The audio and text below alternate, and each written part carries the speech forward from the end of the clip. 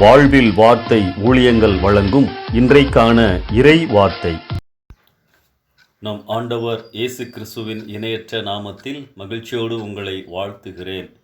எப்போது நாம் ஆண்டவருடைய பிள்ளைகளாக மாறுகிறோமோ, அவரை ஏற்றுக்கொண்டு இரட்சிப்பின் அனுபவத்துக்குள்ளதாய் வருகிறோமோ, அவருடைய மகன் மகள் என்ற உயர்ந்த அந்தஸ்தை பெற்றுக்கொள்கிறோம். அதே சமயத்தில் உலகத்தால், அதாவது இயேசுவை ஏற்றுக்கொள்ளாத சிலரால் வித்தியாசமாகவும் பார்க்கப்படுகிறோம். கர்த்தருடைய பிள்ளைகள் உலகத்தோடு ஒத்து வாழாமல் இருப்பதால் சில எதிர்ப்புகளையும் சங்கடங்களையும் போராட்டங்களையும் சந்திக்கிறார்கள்.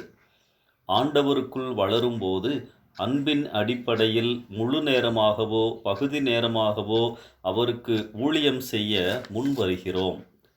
கர்த்தரின் பலன் பிரசன்னம் நம்மோடு இருந்தாலும், வழிநடத்துதல் நம்மோடு இருந்தாலும், இந்த உலகில் சில காரியங்களை எதிர்த்து போராட வேண்டிய நிலையில் நாம் காணப்படுகிறோம். கர்த்தருடைய பிள்ளைகளுக்கு போராட்டங்கள் உண்டு என்பதை நாம் அறிந்து கொள்ள வேண்டும். ஆண்டவர் நம் எல்லோருக்குமே சில பொறுப்புகளை கொடுத்திருக்கின்றார். நீங்கள் ஒரு குறிப்பிட்ட காரியத்திற்காக தேவனால் தெரிந்து கொள்ளப்பட்டிருக்கிறீர்கள் என்றால் அதற்கான முதல் அடையாளம் எதிர்த்து போராட வேண்டிய காரியங்கள் உங்களை வரவேற்கும். தாவீது கோலியாத்தை கொன்றபோது சவுல் தாவீதை பின்தொடர ஆரம்பித்தார். இயேசு கிறிஸ்து தன் ஊழியத்தை ஆரம்பித்த பொழுது பரிசேயர்களும் சதுசேயர்களும் அவரை பின்தொடர்ந்து அவருக்கு நெருக்கடி கொடுத்தார்கள். எரேமியா தீர்க்க தரிசனம் உரைத்தபோது கர்த்தருடைய ஆலயத்தின் பிரதான விசாரணை கர்த்தன் பஸ்கூர் எரேமியாவை அடித்து காவல் அறையிலே போட்டான். இப்படி பல காரியங்களை வேதத்திலே நாம் பார்க்க முடியும். தேவனால் தெரிந்தெடுக்கப்பட்டு அவருடைய காரியங்களில் ஈடுபடுபவர்களுக்கு 3 முக்கியமான போராட்டங்கள் உண்டு.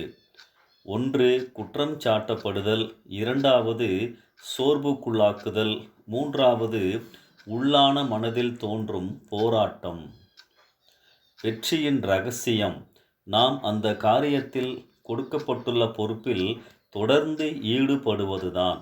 நிறுத்தப்பட்டிருக்கும் கார்களை பார்த்து நாய்கள் குறைக்காது. கப்பல் கொள்ளையர்கள் காலியான கப்பல்களை கைப்பற்ற மாட்டார்கள். உங்களுடைய பொறுப்புகளில் தொடர்ந்து இயல்பாக ஓடிக்கொண்டே இருங்கள். கனிகள் நிறைந்த மரங்கள்தான் கல்லடிபடும். சாத்தான் உங்களை நேரடியாக மோதி ஜெயிக்க முடியாத போது உங்களை சுற்றிலும் உள்ள மனிதர்கள் மூலமாக தன் போராட்டத்தை துவங்குவான் என்பதை நினைவில் கொள்ள வேண்டும். போராட்டங்களை மேற்கொள்ள வலிமையான ஆயுதம் ஜெபமே. நம்முடைய ஆண்டவர் நம்முடைய பிரச்சனைகளை காட்டிலும் பெரியவர் என்பதை ஒரு நாளும் மறந்துவிட வேண்டாம். George Muller, C T Studd, Martin Luther இவர்களெல்லாம் ஆண்டவருக்காக சாதித்தவர்கள், நிறைய போராட்டங்களை சந்தித்தவர்கள். ஆனால் இவர்களுடைய ஜெப வாழ்க்கை நமக்கு சவாலாக உள்ளது. ஜெபத்தினாலே எல்லா போராட்டங்களையும் மேற்கொண்டு ஆண்டவருக்காய் சாதித்தார்கள். ஜெபிப்போம், முன்னேறுவோம், தேவனுக்காக பெரிய காரியங்களை சாதிப்போம். கர்த்தர் உங்களை ஆசீர்வதிப்பாராக. இந்த சிந்தனையோடு இந்த நாளை ஆரம்பிப்போம். ஆமென்.